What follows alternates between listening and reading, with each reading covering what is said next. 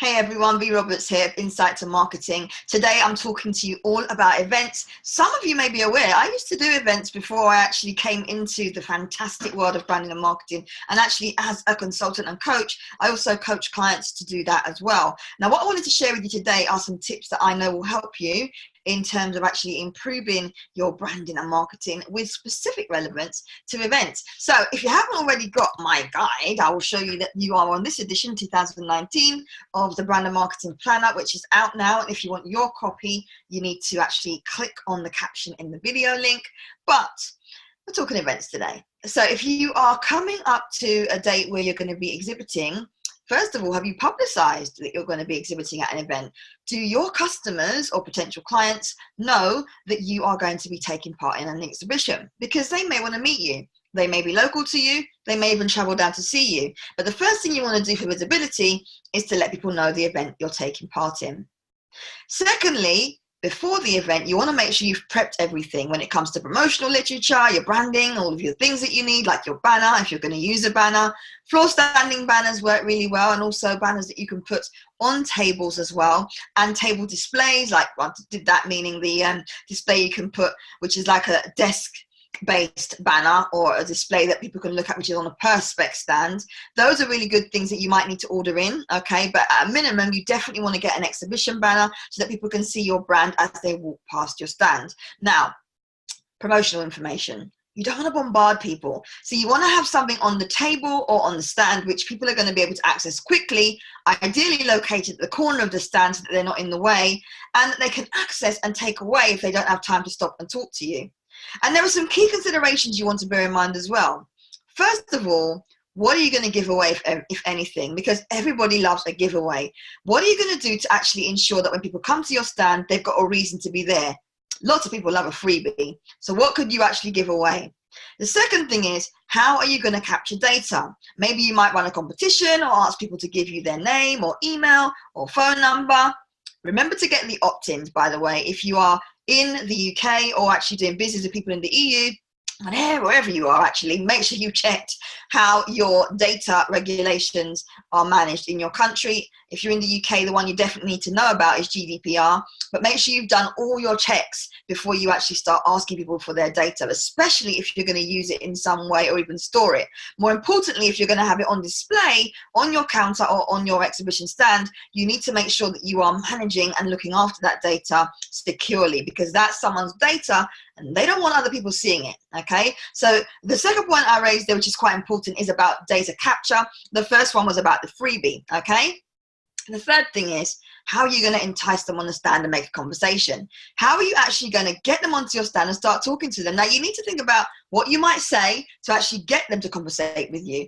Asking them a question, asking them how they find the show, asking them if they need some help, asking them if there's a reason they came to the stand, if there's something they're looking for, without being too, in your face, is a great way to start a conversation. So have a natural conversation with people as they pass your stand, or find a way to entice them onto your stand. Now, competitions are a great way, but also so are the freebies that I've mentioned earlier. Now, if you're actually wanting to also look at what you can do to build people on your stand and get more people to your stand, a great way to do that is to have movement on your stand. Now, sounds a bit weird, but if you're sat on your stand, or you're sat down in your chair, looking stern-faced or even looking smiley, but you're sat still, that's not going to encourage people to come to your stand. Believe it or not, consumers like to come to stands where they see movement. So if you've got lots of people on your stand, that's a win. But more importantly, if you yourself are moving around the stand, even if it's empty, that's also a great way to get people to your stand. And once they're there, you absolutely need to make sure that you are clear on what you're going to do when they arrive. Are you going to have a conversation with them? Will you tell them about your offers? Will you try to capture their data? What will you do? Now, you don't want to come across, as I said, salesy and in your face. And at exhibitions, it's really important that you capture the data, really. That's probably the most important thing, unless you're on a real mission to get sales. In which case, when you have conversations, they should be trying to find out more about the stand visitor. Now, if you don't know your stand visitor, it's really important that you get clear on what it is they're looking for, and that you're able to actually conversate with them in a way that explains the benefits of your product or service. So rather than telling them about, your clutch bag and the popper on the clutch bag and, the color of the material, you're actually explaining to them how the clutch bag might complement their outfit, what makes it more unique in comparison to other clutch bags on the market, and the benefit of having a clutch bag of that size when it comes to, including your lipstick or your gloss or your nail varnish.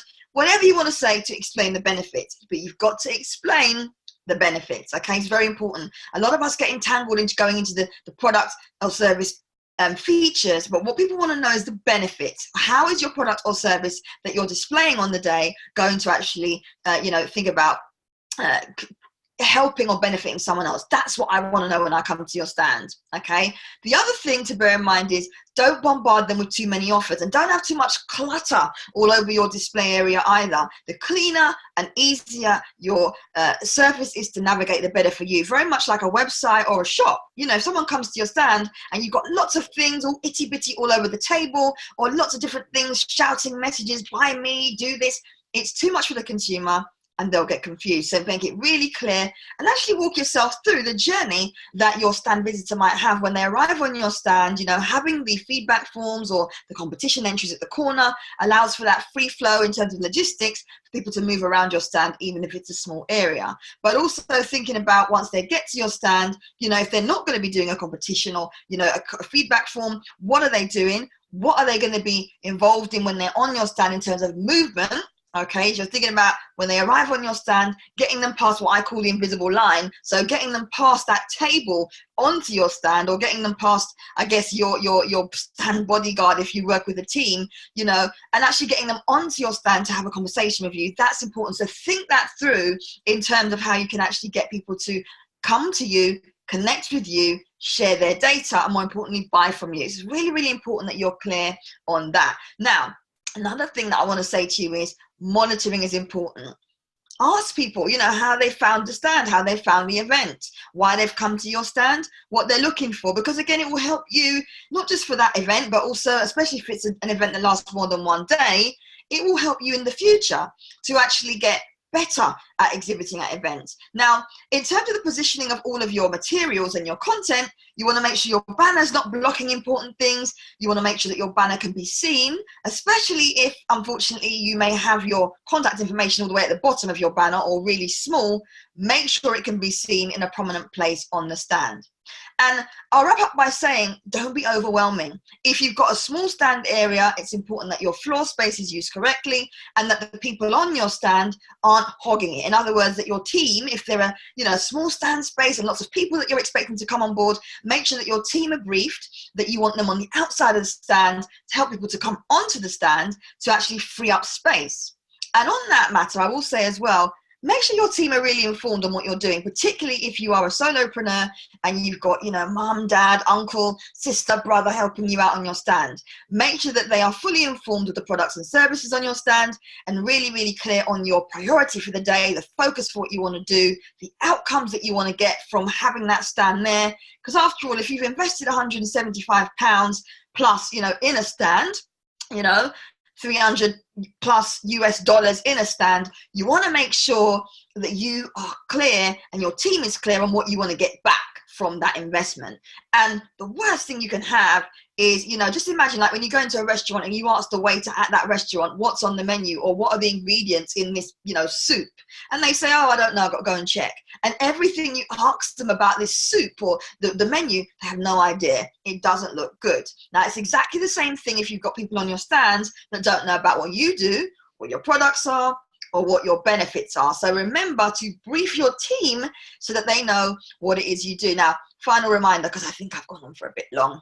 This is the edition you need to be looking at. If you are not clear yet on how to plan your brand and marketing, you want to check this out. Now, lots of tips in the beginning, hardback, so you've got lots of information in there.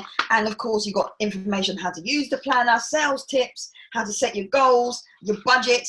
But you've also got monthly calendar with really nice pictures and campaign ideas, and a weekly calendar too, where you can tick off lots of useful information around your social media, what you're doing for the week, what you're doing offline to get you more organized. Now, if you found these tips useful and you'd like some more tips, I would like you to actually leave a comment below, and I will actually message you and give you information that you can actually get as an add-on bonus just for you commenting on this video.